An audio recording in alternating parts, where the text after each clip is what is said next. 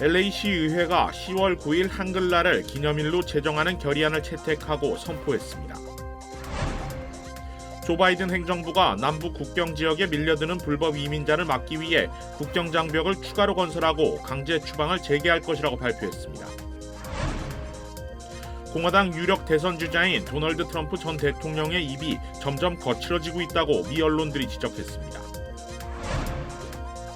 콜로라도주의 한 장례식장에서 100여 구가 넘는 시신이 발견돼 경찰이 조사에 나섰습니다.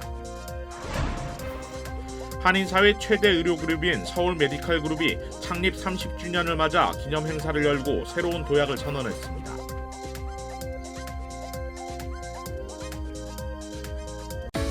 한미은행이 꿈을 미래로 이어갑니다. 꿈을 도전으로, 도전을 기회로, 기회를 미래로. 당신에겐 언제나 한미은행이 있습니다. Bank on your dreams. 한미은행.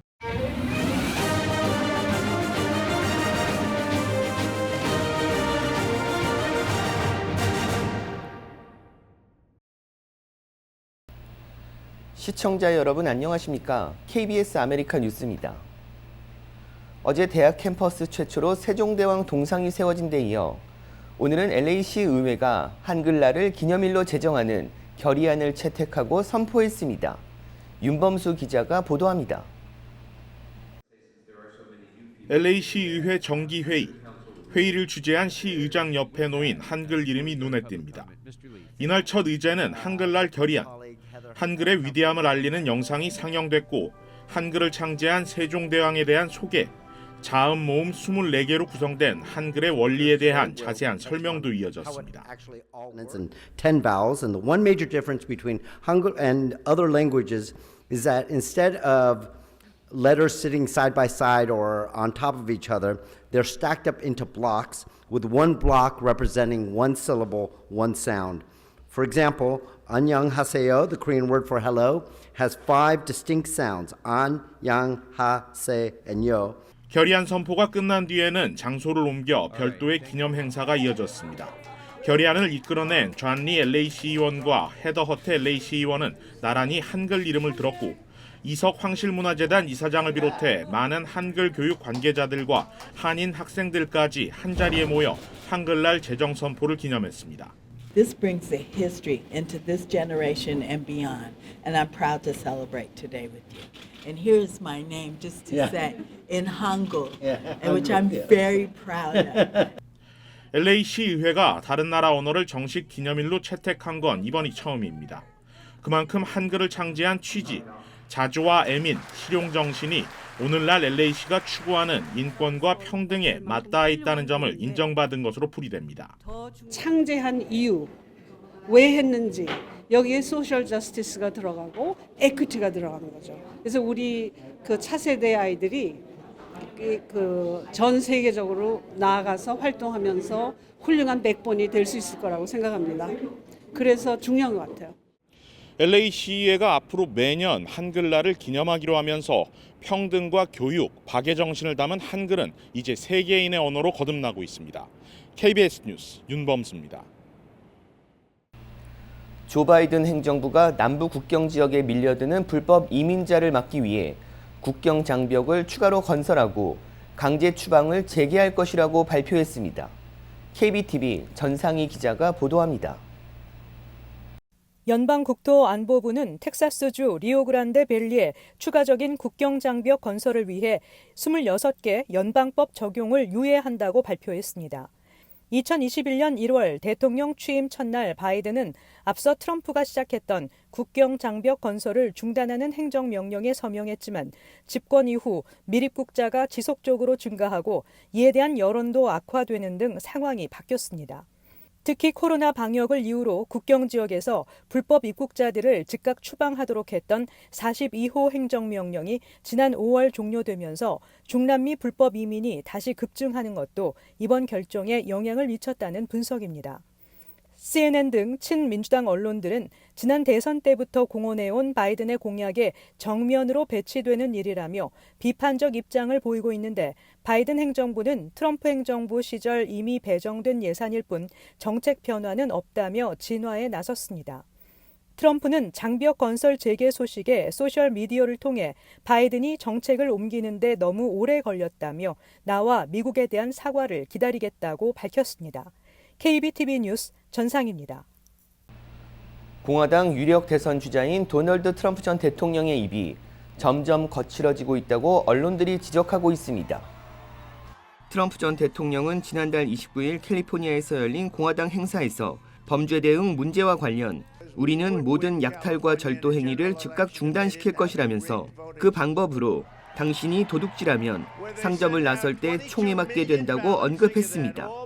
이어 절도, 파괴, 나라를 망치는 것에 대해서는 보복이 있어야 한다고 말했습니다. 트럼프 전 대통령은 지난달 중순에는 공화당이 주도하는 하원에서 조 바이든 대통령에 대한 탄핵 조사가 거론되자 바이든은 사기꾼이기 때문에 긴 조사가 필요 없다. 이미 증명됐다고 말하기도 했습니다. 공화당 전략가는 트럼프 전 대통령이 말하는 어떤 것도 자신의 지지 기반에 부정적인 영향을 주는 것은 없다면서 사람들을 기분 나쁘게 만들고 무당층 지지자들을 잃을 수도 있지만 트럼프 전 대통령의 지지자들은 이를 진정성으로 보고 더욱 지지하고 있다고 설명했습니다. 콜로라도주의 한 장례식장에서 100여 구가 넘는 시신이 발견돼 경찰이 조사에 나섰습니다. KBTV 김은지 기자입니다. 오늘 콜로라도주 프레몬티 카운티 경찰은 펠로즈 마을에 있는 한 친환경 장례식장에서 최소 115구의 시신을 발견했다고 밝혔습니다. 현지 경찰은 이 장례식장에 있는 건물에서 악취가 난다는 주민들의 신고를 받고 조사에 착수했습니다. 한 주민은 죽은 동물 냄새가 났다고 말하기도 했다고 전했습니다. 이번 수사에는 연방수사국 FBI도 참여하고 있습니다. 비키 미고야 FBI 대변인은 범죄 혐의가 있는지 여부는 아직 명확하지 않다며 범죄 관련성은 주 및 연방 차원에서 수사의 초점이라고 말했습니다. 웹사이트에 따르면 6년 전 설립된 이 장례식장은 자연으로 돌아가라는 명칭으로 화학물질이나 금속관을 사용하지 않습니다. 방부 처리를 하지 않는 시신을 관이나 덮개 등도 없이 매장한다며 친환경 장례를 치른다고 소개하고 있습니다. 콜로라도 주법에서는 친환경 장례는 합법이지만 24시간 이내에 매장해야 하며 그렇지 않을 경우 냉동하도록 하고 있습니다. 경찰은 장례식장 관계자들을 대상으로 부적절한 시신 처리에 대한 불법 여부를 조사하는 한편 시신들의 부패 상태가 심각해 DNA도 조사 중입니다. KBTV 뉴스 김은지입니다. 한인사회 최대 의료 그룹인 서울 메디칼 그룹이 창립 30주년을 맞아 기념행사를 열고 새로운 도약을 선언했습니다.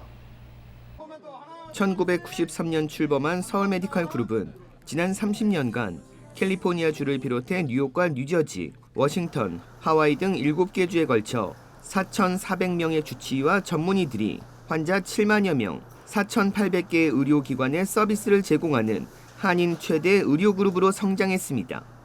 서울 메디칼 그룹은 30주년을 맞은 올해 의료 분야 전문 투자 사모펀드인 어센드 파트너스와 파트너십을 체결하고 새롭게 도약할 계기를 마련했습니다. 또 기존 HMO 시스템을 더욱 확대해 모든 지역의 환자들을 각 전문의들에게 소개할 수 있는 네트워크를 구축하면서 한인 사회를 넘어 아시안 아메리카 대표 메디칼 그룹으로 거듭날 것을 선언했습니다. 저희가 30년 동안 계속 성장해 오면서 많은 분들이 저희를 믿고 함께해 주셨기 때문에 오늘 우리가 성장이 가능했다고 봅니다. 앞으로 30년은 정말 이제 LA, 캘리포니아뿐만 아니고 전국적으로 한인들의 어떤 헬스케어 그 서비스를 위해서 퀄리티를 높일 수 있는 그런 아마 회사가 될 수 있도록 노력하겠습니다. 각 분야의 의료진과 보험업계 관계자 400여 명이 참석한 이날 행사에는 오는 15일 메디케어 가입과 플랜을 변경할 수 있는 연례 가입기간 AEP를 앞두고 킥오프 행사와 겸해 열렸습니다. 서울 메디칼 그룹 차민영 회장은 30주년의 성원에 감사를 표하고 시니어를 포함한 한인들의 건강을 위해 더 많은 노력을 기울이겠다고 밝혔습니다. LA 총영사관은 어제 관저에서 제4356주년 개천절 경축 행사를 개최했습니다. 올해 국경일 행사는 영킴 연방 하원 의원과 태미킴 어바인 부시장 등 한인 정치인과 지역사회 인사 300여 명이 참석했습니다. 김영환 총영사는 환영사에서 한국에 대한 관심과 지원에 감사를 전했습니다. 특히 오늘 행사에는 한미 관계 도약을 위해 노력한 동포사의 역할을 되새기는 자리도 마련됐습니다. 한미동맹 70주년과 미주한인 이민 120주년을 맞아 영킴 연방하원 의원은 한국전 참전 용사들에게 감사의 마음을 전하며 국경일 행사를 맞아 정치, 경제, 안보 분야에서 한미 관계 발전에 기여한 미주 한인 사회에 감사의 마음을 전했습니다. 완전히 미국의 뿌리를 내리고 여기에 주인 의식을 갖고 여기에서 우리 한국을 더 잘 사는 나라, 또 전 세계에 더 웃듬서는 나라, 이런 것을 우리가 더 부각시키는데 더 일조를 한 것 같아요. 그래서 너무너무 감사하고. 한편 이날 행사에는 한인들이 준비한 다채로운 공연 등을 선보여 참석자들의 호응을 받았습니다. 한인 커뮤니티 의료기관인 이유케어 클리닉이 37주년 기념 기금 모금 만찬 행사를 열었습니다. 건강으로 하나 되는 커뮤니티라는 주제로 열린 이번 행사는 저소득층과 사회 소외계층, 취약계층에게 더 많은 서비스를 제공하기 위한 기금 마련 취지로 열렸습니다. LA 레이커스 전현직 선수들과 치어리더, 시더스 사이나이와 차 할리우드 장로병원, 카이저와 헬스넷 등 각계 관계자 350여 명이 참석해 이번 행사를 후원했으며 주최 측은 프로그램과 캠페인을 통해 지역사회를 후원한 LA 레이커스 구단과 기아 모터스 아메리카의 기업 리더십상을 수여했습니다.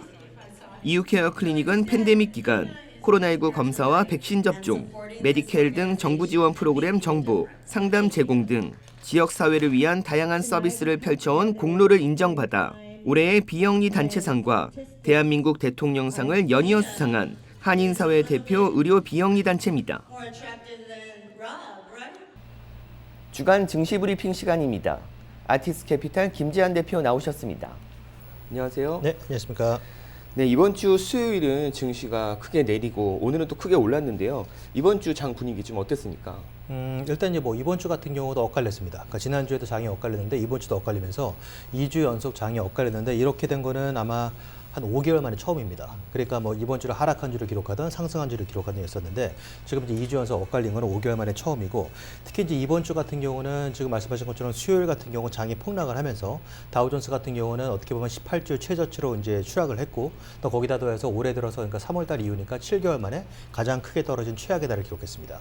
그리고 이번 주 오늘 랠리 모드가 가동됐음에도 불구하고 이번 주 분위기는 처음부터 이렇게 좋지는 않았습니다. 그러면은 장이 8월 달, 9월 달 두 달 연속 하락한 달을 기록하고 나서 10월 첫 주가 이제 이번 주인데 이번 주 같은 경우도 딱히 회복세가 가동됐다고 보기는 아직까지는 좀 시기상조입니다. 뭐 어제까지만 하더라도 뭐 장이 뭐 하루 떨어지고 하루 오르고 뭐 하루 엇갈리고 이런 식으로 움직이다가 결과적으로 이번 주까지도 하락한 주로 마무리할 가능성이 확률이 상당히 높았었는데 오늘 개장 초 셀러프 모드를 랠리 모드로 완전히 뒤집어 버렸습니다. 그럼으로써는 다우지수가 이번 주를 상승한 주로 기록했고 S&P 500 같은 경우도 이제 5주 만에 처음 이제 이번 주를 상승한 주로 마무리했습니다. 물론 다우존스 같은 경우는 여전히 이제 뒤처지고 있는 다우존스는 이번 주까지 이제 3주 연속 하락한 주를 기록하면서 5주 동안에 4주를 떨어졌습니다. 그리고 거기다 더해서 다우존스 같은 경우는 이제 어제까지만 하더라도 이 18주 최저치로 추락하면서는 어떤 현상이 발생했냐면 올해 들어서 올랐던 거 있었죠. 올해 들어 상승했던 거를 싹 다 없애버렸습니다. 그럼 결과적으로 올해 들어서 올랐던 걸 다 없애버리고 마이너스로 돌아섰다는 얘기죠. 그랬다가 이제 오늘 같은 경우는 다시 또 살짝 올라왔지만 이제 그럼에도 불구하고 다우존스 좀 뒤쳐져 있는 그러니까 지금 투자 심리가 계속해서 멈추지 않고 뭐 사자와 팔자 사이에서 끊임없이 요동치고 있다는 걸 보여주고 있는 겁니다. 네.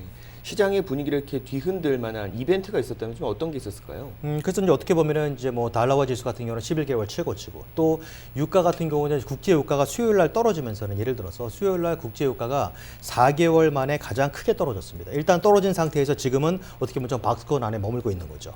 그리고 유가는 떨어져 있는 상태고 또 어떻게 보면은 두려움의 지수, 공포 지수로 불리는 빅스 인덱스가 지난주에 이어서 이번 주 같은 경우도 19주 최고치를 경신했습니다. 그럼 빅스 인덱스가 치고 올라왔다가 오늘 어제 같은 경우는 좀 가라앉았지만 그래도 여전히 좀 높은 수준에 있다는 얘기죠. 또 거기다 더해서 아까 좀 전에 말씀드린 것처럼 이제 다우존스 같은 경우가 올해 들어 올랐던 걸 싹 다 없애버린 지점까지 추락했다 반등하고 그러니까 전체적인 장의 움직임, 그러니까 이 변동성이 상당히 커졌다고 볼 수 있는 거죠. 네, 오늘 분위기가 그래도 좀 좋았으니까 다음 주를 좀 기대해 볼 만하겠네요. 네, 오늘 말씀 감사합니다. 네, 감사합니다.